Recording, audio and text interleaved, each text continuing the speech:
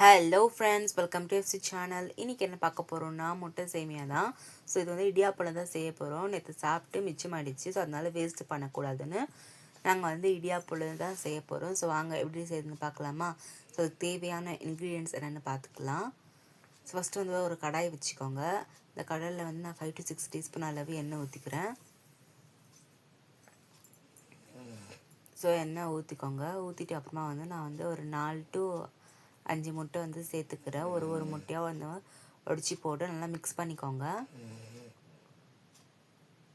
So கொஞ்சமாக வந்து உப்பு சேர்த்துக்கோங்க. சேர்த்து நல்லா மிக்ஸ் பண்ணிக்கோங்க.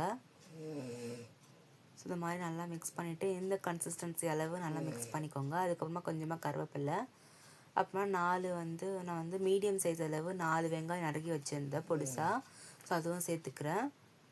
சேர்த்து நல்லா மிக்ஸ் பண்ணிக்கோங்க.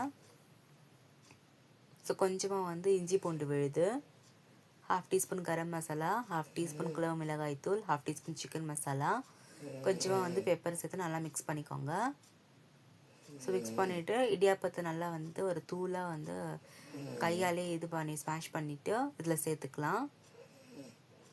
ஸோ சேர்த்துட்டு இதுவும் நல்லா மிக்ஸ் பண்ணிக்கோங்க. ஸோ கீழே இருக்கிற முட்டையெல்லாம் மேலே எடுத்து நல்லா வந்து மிக்ஸ் பண்ணிக்கோங்க. ஸோ அவ்வளோதான். இது சூடாயிடுச்சுன்னா கொஞ்சமாக கொத்தமல்லி தூவி விட்டுருங்க. இந்த வீடியோ உங்களுக்கு பிடிச்சினா லைக் பண்ணுங்கள், ஷேர் பண்ணுங்கள், மறக்காம எஃப்சி சப்ஸ்கிரைப் பண்ணுங்கள்.